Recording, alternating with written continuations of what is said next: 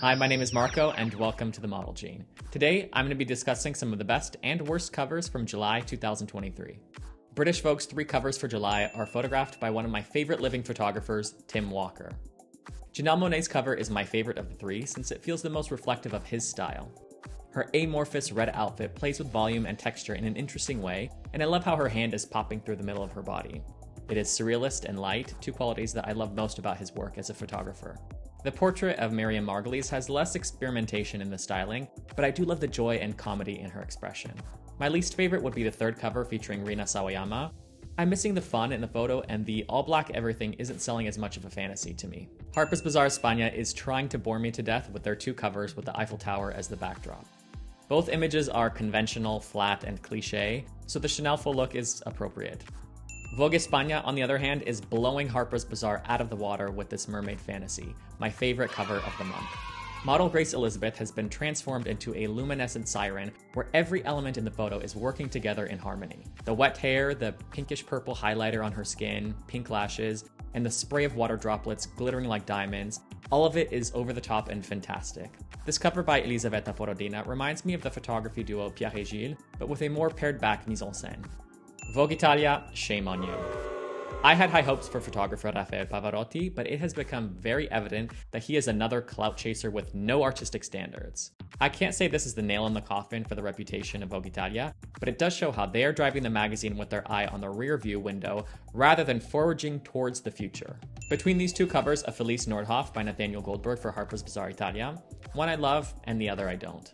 In the first cover, the sheerness of the fabric is allowing us to see her body shape underneath, adding a bit of intrigue to the photo. It is ethereal, showcasing a natural beauty and reflecting the flowing title on the cover. In the second cover, the dress is clashing with the flowing title, and even though this is the movement issue, she seems very stationary. I think the hair and makeup needed to be changed in the second look because as much as I love it in the other cover, I would have preferred a bolder look to match the energy of the dress. Lauren Hutton's cover of Vogue Germany is her 44th Vogue cover, the first being for Vogue US in November 1966. I'm really not crazy about how the red and orange gradient background is offsetting the pink jacket, but Lauren's million-watt smile almost makes up for it. From the many covers of Dazed magazine's summer issue, this black and white shot by Jack Davison stood out to me. The photo is super intimate and honest, feeling more like a candid frame from a home video rather than a produced cover shot. Especially in comparison to the other flashy celebrity covers, I love the sweetness of this couple. ID Magazine has 8 covers for their summer issue, and having to always work with the brief of having one eye closed can give mixed results. I really like this photo of Tess Breeden by Colin Dodgson because I immediately can tap into the story of a girl who broke her wrist skating in Venice Beach. The covers of Anna Urs and Devin Garcia hit the same note for me, cheerful, lighthearted, although I prefer the one with Devin as her expression feels more natural and I'm buying into her genuine emotion. I wish Irina Shayk's cover wasn't so dark to where her hair is indistinguishable from the background. Also, the bleached brows are so passé, but she is conveying a lot of energy. A Knox cover on a couch made by the artist Cause is vibrant and punchy, and of course, she looks incredible.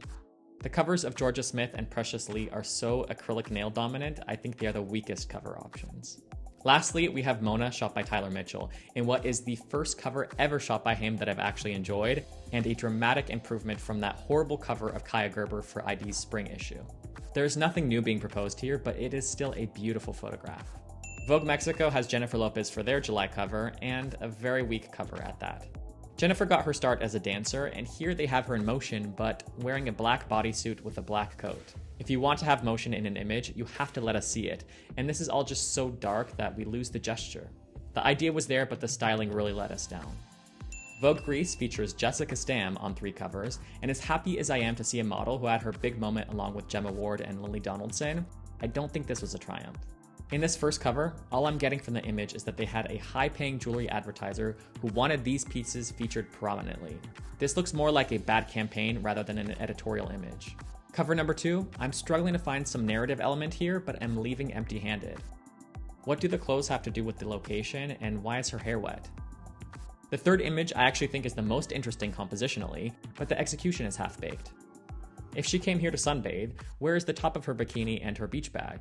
I see an opportunity to liven up the photo with the addition of a few elements that would also please an advertiser to have more product showing. Ryan Gosling covers GQ Summer Issue, and it is one of my least favorite covers. This is part of a long legacy of photographing Hollywood actors in a super contrived Clint Eastwood Old Western style to show how masculine they are, despite the reality that they play dress up and makeup for money. It is not a coincidence that the Margot Robbie covers are leaning into the Barbie fantasy, but here we have Ryan Gosling trying to distance himself entirely from playing Ken. Just look at how butch he is, spray tanned to the point of racial ambiguity in a floor-length salmon coat with a plunging v-neck and wavy bangs. There's nothing interesting or modern about this image, it can go straight to the bin. GQ Portugal has book-matched covers of Julia Palla and Jose Mata, co-stars in the Portuguese TV series A Serra. Individually, the covers are great with their use of negative space and clear messaging, but together they are even stronger. I also want to point out that we actually see skin texture in these photos and how nice it is when the cover images show human skin. GQ Hype's cover features the stars of upcoming rom-com Red, White, and Royal Blue. Not a terrible cover, but there are a few things I would change. In general, there is a lot of visual crowding going on, a consequence of both subjects wearing thick jackets, plus the sweater around them, and two subjects trying to share space in the frame. I do like the idea of the sweater as a unifying narrative element, so I would have kept that but changed what they were wearing to something lighter and adjusted the placement of the sweater to not crowd their necks so much. Also, both subjects are holding onto the sweater in the same way, with the back of their hand to camera. This square of flat flesh is not very visually interesting, so especially in a portrait, I would always have the model turn their hands as an elongating visual element. Their alternate cover is too boring, but I like this image from the editorial and I think it would make a nicer cover.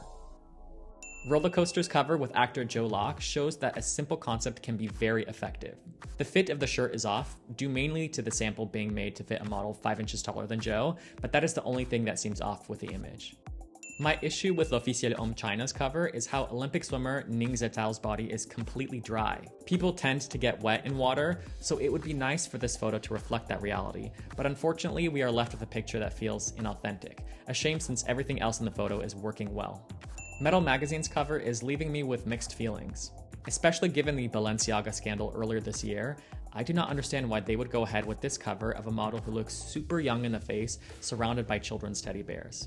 The tone feels very different than Inokiai's ID cover on the couch with stuffed toys. The rest of the story explores more with androgyny and fantasy, so this cover seems out of place. Perhaps they were hoping to ride the wave of the Balenciaga scandal. Thematic issues aside, the soft lighting is pretty, the composition is interesting, and the colors are nice.